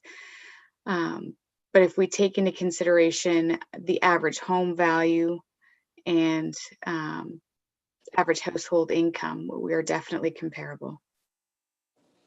Yep. Thank you, Kristen. I think in addition to that, I think you have to look at not what is within Middlesex County, but what are your best comparables. And, Rodney, West Lauren, Dutton, Dunwich, Bothwell, those are good comparables as well. Perhaps our best comparables aren't within Middlesex County. But when I look at good comparables, we're competitive there. I saw a hand go up there. Councillor Cal, there was one before you, Councillor McGill and Councillor Cal on deck. Go ahead, Mark. Well, I just like to point out a couple of things. Some municipalities have sources of revenue we don't have, like windmills or really big dumps. But then, of course, there's problems with having those sources of revenues. There's some people might not want revenue from those things, but it does help keep taxes down if you have those things. And then just one other small correction: water and sewers are not supposed to come out of the general tax base. They're, No. except for in the case of Wardsville, that is added on for some reason to the general tax base. But other than that, the people that are on municipal water and sewers are paying for that when they purchase their water. It's through their water bill. Okay, Councillor Cal, I thought I saw your hand up there. Go ahead, Krista.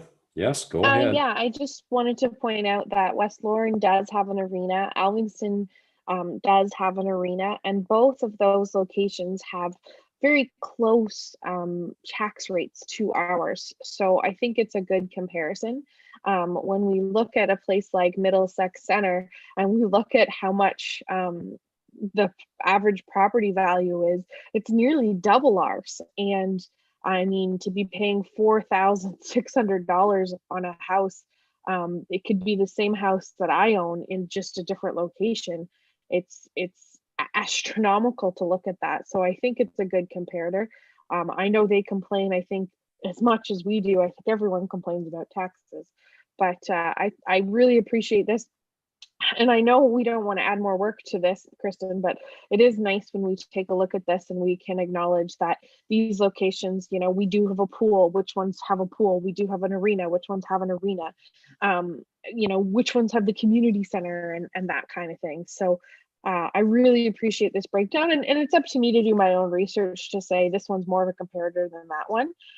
But anyways, I want to thank you because I really thought the percentage of what we pay per household income was really interesting to consider too. You're very well. Okay. Thank you, Kristen, very much. Councillor Vink, go ahead. Thank you, Mayor Allen. A couple points of what was talked about earlier.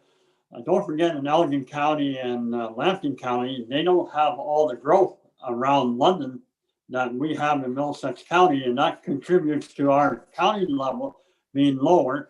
And also in Southwest Middlesex, Kristen pointed that out, my own farm near Wardsville, 156% increase in the last 7 years. That subsidized the residential tax rate for Southwest Middlesex. So if we had more of an even keel, our tax rate would be even higher.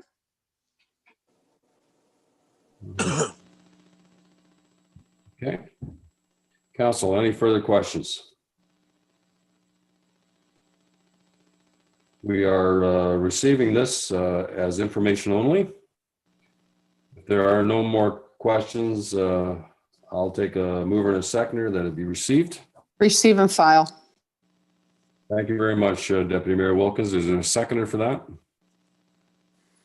that? Councillor Bartlett, thank you. Last call for questions. All in favor?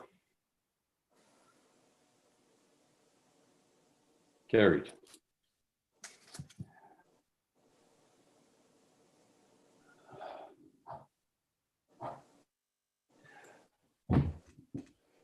Well, we have operations reports before us. We have quotes for drain brushing and cleaning.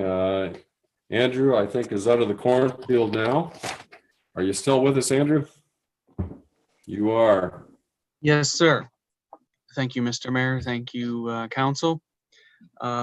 Just a brief overview of these. There's more than normal. Largely, these are a grouping of projects, older projects, and projects that were accumulated during COVID. It was tough to get things done working from home.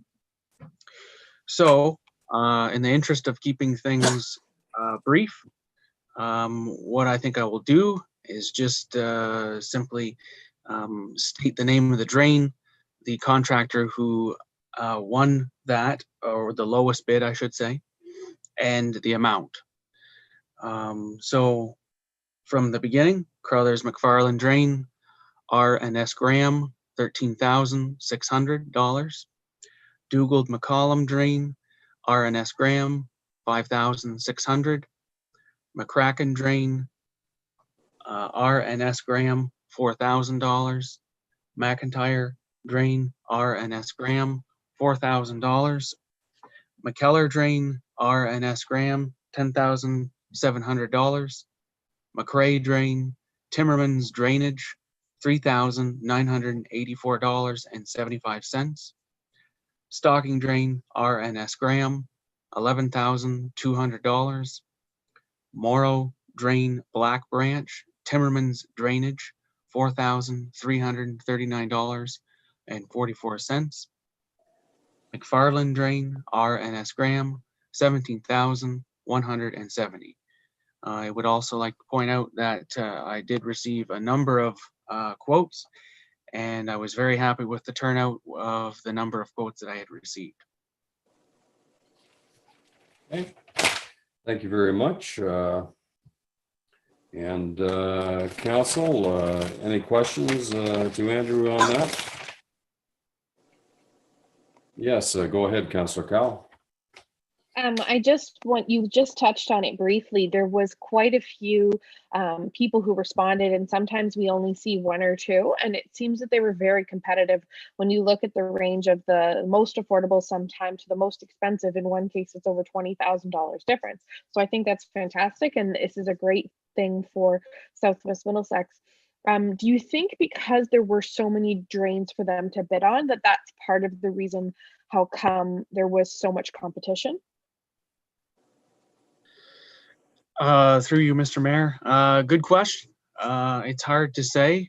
I recognize that there were a lot of projects, and basically I put it out to our list, and it was up to the contractors on that list to respond to one or none or all. So I'm not really sure why there is such a difference between the bids. But ultimately, yes, you are right that it is good for the municipality that somebody bidded on it, and that we did get very competitive prices. Thank you. Councillor Crothers, let's see your hand up there. Councillor Crothers, yes, go ahead, Ian. Yeah, thank you.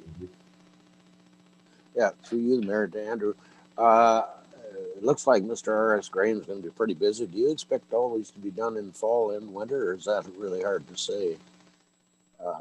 I have a reason. I'll tell you why I'm asking in a second. Yes, through you, Mr. Mayor. It was my hope that it would be done in the fall, winter. Ultimately, yes, it will be difficult. But I really don't. Yeah, ultimately, yeah, I hope that it is done. That's the plan. It may sound like a strange question. The reason I'm asking is I have one of the drains I have to mark out all the tile outlets, and I don't want to do it way too far ahead of time in case the marks disappear. And that's, I may call you at some time when you know a little better, if that works, and I can kind of schedule it kind of so it's within reason. Yes, through you, Mr. Mayor. Yes, there are instructions on the quote that the contractor would contact everyone who has submitted the sheet that went out to the landowners on the drain that have outlets that go into the drain, so that you have an idea of when he will show up. Okay, that's excellent. Thank you. Okay. Thank you very much, Council. Andrew, certainly have been busy, and I can't overlook Mr. Storms in this conversation. Gosh, he is a good mentor to all the council on this as well, Andrew, and we're just delighted with the service you're providing us. But Greg, I know sometimes you are always thinking drainage. Is there any remarks you'd like to? I don't have a whole lot to say, Alan. Certainly, I agree with you on the work that Andrew's doing with regards to the drains. I think one of the things I don't want people to do is just misunderstand One of Andrew's comments with regards to COVID. I think certainly in the initial stages of the lockdown that inhibited everybody from getting work done. But I have to give Andrew credit that, what he has done is he's mopped up a lot of stuff that was on the table from the previous drainage superintendent. And most of all these are maintenance that was requested and that were on the list. But I do give Andrew a big pat on the back because he has sort of brought us to some base level as far as maintenance goes. And when people ask to have maintenance done on drains, they need to get a response and a good service level to get this work done. So I do thank Andrew for kind of trying to mop up a lot of this stuff that we had on the table prior to and during COVID. Okay, thanks, Greg. It's always good to hear from you. Okay, and thank you, Councillor McGill, for declaring your conflict of interest. I think it was in relationship to this one, I believe. And any further questions to Andrew? If not, Chair will call the question. Is there a mover and a seconder to receive the quotes for drain brushing and cleaning? Councillor Crothers has moved it. Is there a seconder? Councillor Scholdice, thank you. Last call for questions. All in favor?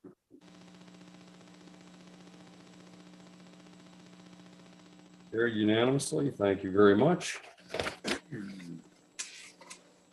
Andrew, the next one is the McFarland drains. It's a section 78 improvement.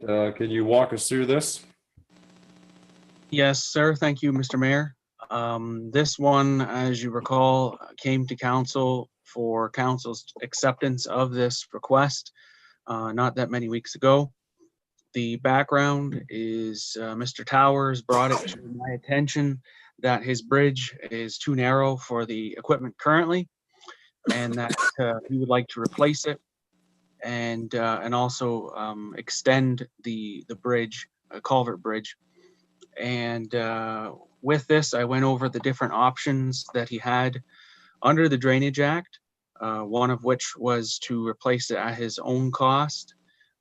This would mean no grant from OMAFRA and no cost sharing. In place of a scoping meeting, I reached out to all of the landowners upstream and spoke with them either in person or on the phone. I also contacted the St. Clair Conservation Authority. There's no special concerns that an engineer would be appointed to this project, but they would like to be involved with the process as it unfolds. And that is why that I recommend that council appoint Spreet and Associates under section 78 to produce a report on the McFarland drain based on the request that I had received from Mr. Towers. And I also would like to point out to the process flowchart that I had included. I hope that it gets circulated just to give an idea of the process, a reminder as well. Thank you again, Andrew. Council, any questions you'd like to direct to Andrew? Okay, seeing none, the recommendation is before you. Can I have a mover and a seconder? Councillor Vink, are you moving that? And Councillor McGill, you're seconding that, I believe. I had a question. I'll call that now. Yeah. Yeah, there's a delay when I see your hands come up. Councillor Vink. I had a question, Mayor. Yeah, I'll give you that question. I'd like a. Will you move that motion and then ask your question? No, I didn't move the motion, no. Okay. All right, thank you. And yes, Mayor. I didn't. Go ahead. Sorry, Mayor. Yeah, I didn't move the motion, Mayor Mayhew. Okay, I'll ask for a mover for that motion. I'll move. Okay. I'll move. Councillor Crothers and Councillor McGill, I have you down as a seconder. Is that correct? Okay, thank you. Okay, go ahead, Martin, ask your question. Thank you, Mayor Mayhew. To Andrew, I wasn't clear now, as far as the bridge is concerned, on the upper people, owners, are they going to be having to pay for part of the bridge? Yes, through you, Mr. Mayor, as per the act and as per provincial standards, upstream landowners are responsible for a portion of projects downstream from them under the rationale that the normal decay of any bridge on a drain is in part due to the water that is from their property. And as a result, as a part of the outlet of assessment, which is outlined under the Act, that they are responsible for a portion of that. Okay. Yes, follow-up question, Martin, your second question? Yes, please, Mayor Mayhew. I thought you said, though, Andrew, in your report that the original bridge was not on the municipal drain. It wasn't part of the municipal drain. So would that not make a difference in this situation? Through you, Mr. Mayor, not necessarily. Given the fact that he is elected to go through an engineer's report, that replacement bridge, he is eligible for some cost sharing. Just to be clear, some municipalities have a standard of basically ignoring a bridge that was constructed, one might say privately. Other municipalities have a standard of not ignoring that bridge, that the owner should have some cost sharing. Thank you, Andrew. Any other call for questions? Okay, the recommendation to appoint Spreed has been moved and seconded. I'll call the question. All in favor? Opposed? Okay, noted. Okay, thank you. Andrew, thank you very much again. And Greg, thank you very much for chiming in there as well. Thank you. Good night. Good night. 9, notice of motion. I have not been given anything in advance. Councillor Crothers, you had the words on your lips there, notice of motion.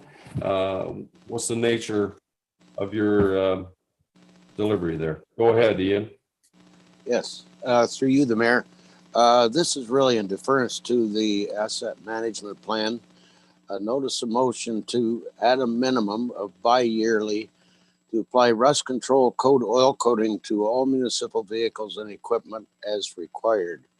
Now, some people do trailers also. It would. This is why I put as required. There are companies that will come into your yard. You get all your vehicles together, and they will work through the whole fleet and do it, say, in a day or whatever it takes. There's local contractor here that does this periodically. So it isn't like you have to run your vehicles all over the country. They come right in directly into the yard and do the job right there. So that's the motion, or the notice of motion I would like to propose. And that doesn't have to be dealt with tonight. That can be. No, I just no, just to bring it up. Bill, can you walk us through the procedure that you'd like to see on this? Sure. Yeah. Thank you, Mayor Mayhew. And perhaps just if Councillor Carruthers wants to send me the wording for the motion, and then I can put it in the minutes, and then it can appear on the next agenda package for discussion. Okay. I'll do that. Thanks. Yeah. Okay. Sounds good. Okay. Notice motion 10, correspondence and petitions. There are none that I have in front of me. And thank you, Councillor Crothers, for mentioning that. We'll look forward to discussions on that.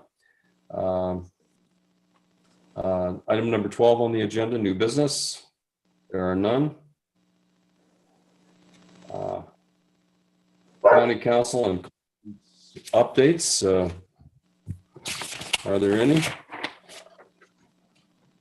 I have a brief report on County Council. We met on electronically on October 27th.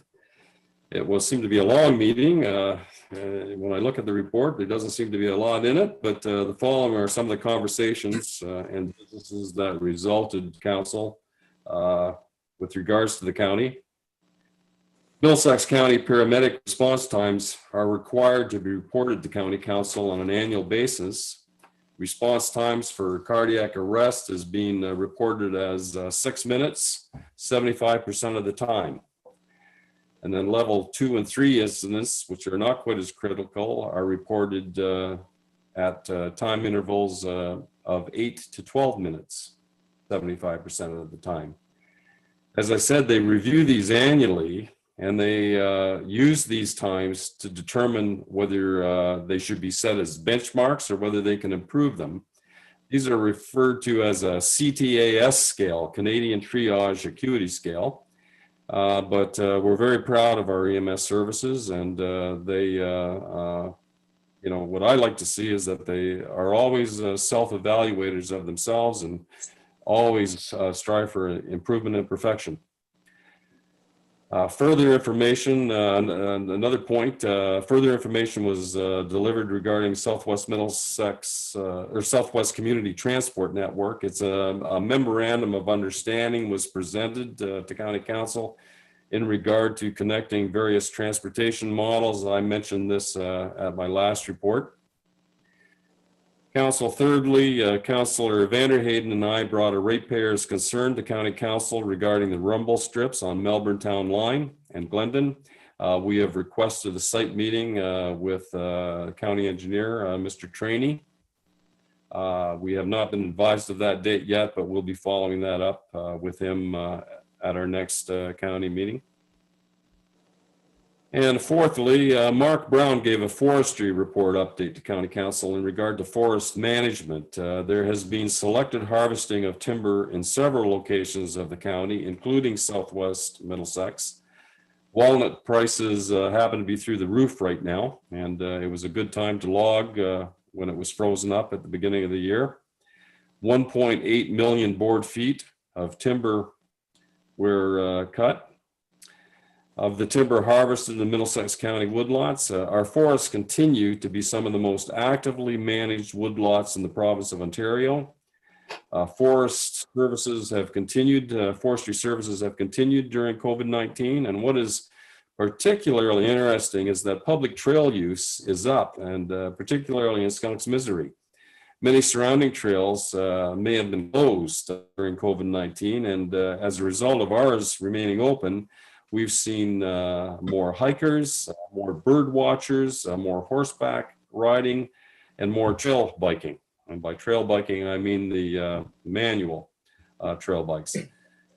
Numbers of visitors to our woodlands in Southwest Middlesex have gone up, and I'm sure you, as I have seen when you drive by some of the protected or managed woodlot entrances, you'll see cars parked on the shoulder, and indicating a use of the forested area. And lastly, additional growth in Strathroy, Mount Bridges, and Middlesex Center regions continues, and planning matters related to these developments were discussed. And I present that to you as a County Council report. Council announcements. Yes, go ahead, Deputy Mayor Wilkins. Thank you, Mayor Mayhew. This isn't really an announcement, but I'd just like to tell Council briefly that we did have a Tri-County Water Board meeting last night, and we are doing updates to the current agreement. So we did go over that, hash that out. And at some point, that's going to be brought back to Tri-County in the new year. But while I was on that last night and I brought up the part that I really felt it was important that there be acknowledgement somewhere in that agreement that Strathroy Caradoc in Melbourne receive water from Southwest Middlesex. That agreement is 18 years old, I believe. And I think it's time that we see a new agreement with Strathroy Caradoc. So do you want that in a motion, Jill? You're muted. Muted, but so through you, Mayor Mayhew, certainly you're more than welcome to put it in a motion. I know actually Greg and I were talking about it last week with this at the beginning of this week. So I received a copy of the old agreement from the former CAO for Strathroy Caradoc, and that was something that we all agreed at the time.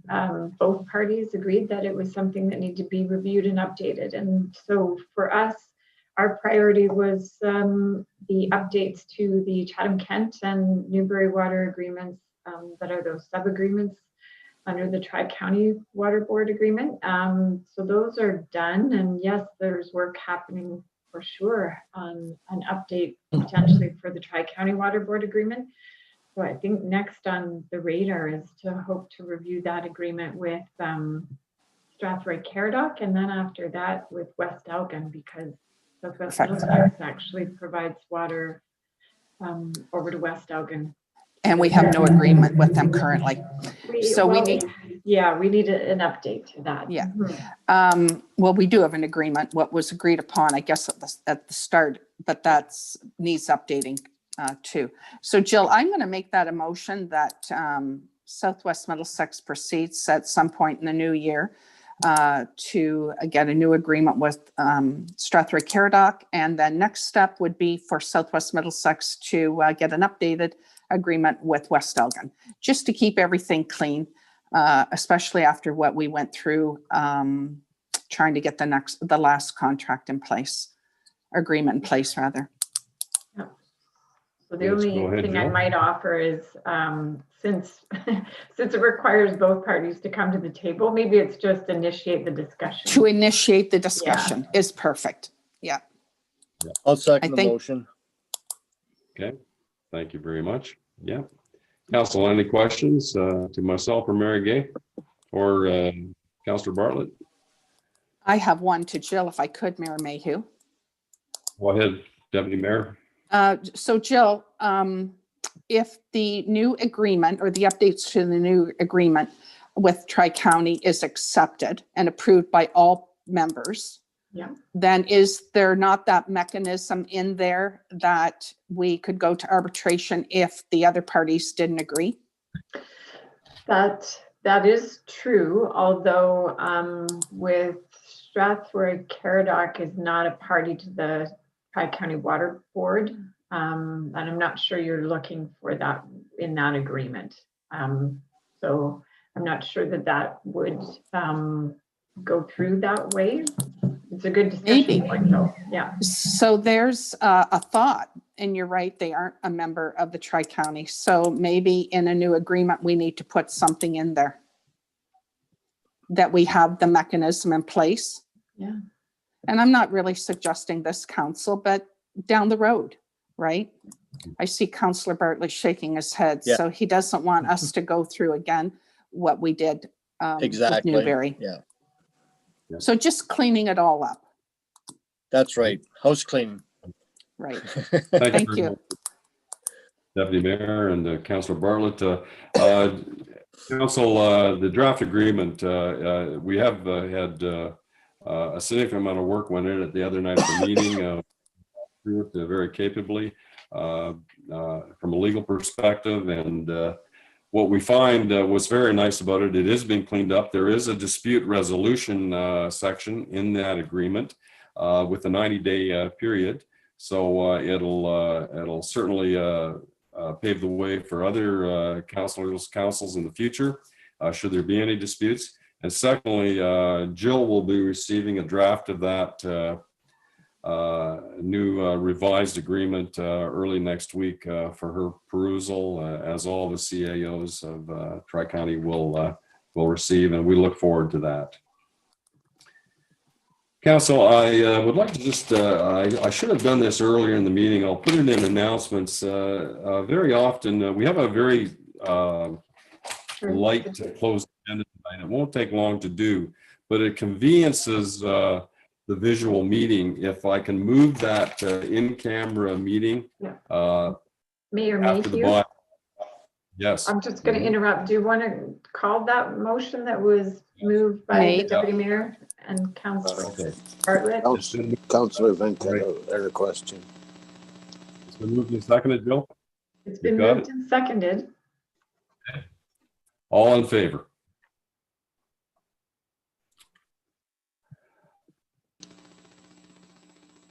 Carried unanimously. Thank you. And council, if there's no objections, if we could move the committee in the whole meeting till after the bylaws, just so we don't have to kick the public off of our visual format, okay? That we can say goodnight to them and then have our in-camera meeting and then adjourn the meeting. Is no any objection to that? Yes, Councilor Cow? I just have an announcement when you're done. Oh, yeah, go ahead. Yeah, you bet. Okay. Yeah, go ahead, Krista.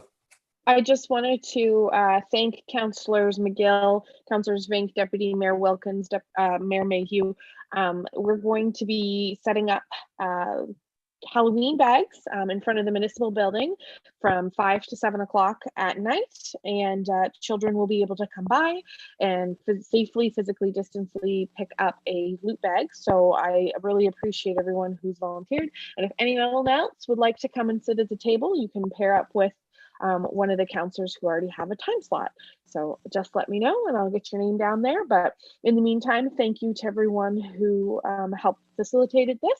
I think it's really great for the community to see us supporting safe trick-or-treating. Thank you, Councillor Cowell. And Councillor Cowell, we would be amiss not to thank you for setting that up and steering it. So our congratulations to you for taking the lead in that. We appreciate it. Okay, any other announcements, Councillor? Yes, Councillor Vink. Yes, thank you, Mayor Mayhew. Okay, thank you. I was approached by a resident of Newbury. He would like to donate a set of Snow White and Seven Dwarfs concrete statues to the new daycare center. They have always been stored inside, so these are fairly valuable. And this resident of Newbury has Southwest Middlesex connections, and I think it would be a good donation. If Jill or Krista could look into it, appreciate it, and I can send email or to them or whatever. Okay, well, I think Councillor Vink, I'll let you and Councillor Cowell work that out. And perhaps you'll have to contact Elm Children's Center as well on that issue. Thank you for Okay. thinking of us. Yeah. One more call for announcements, Council. Any other hands?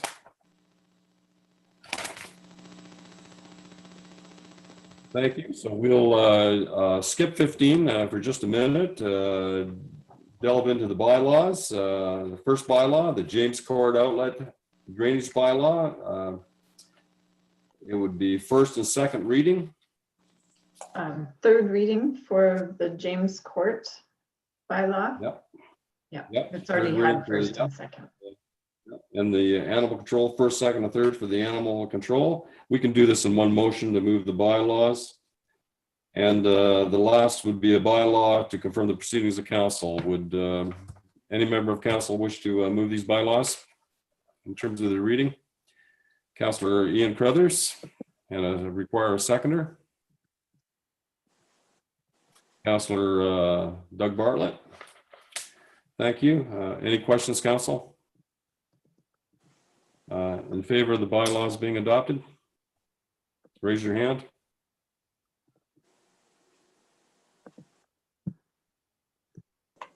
Carried unanimously. Thank you.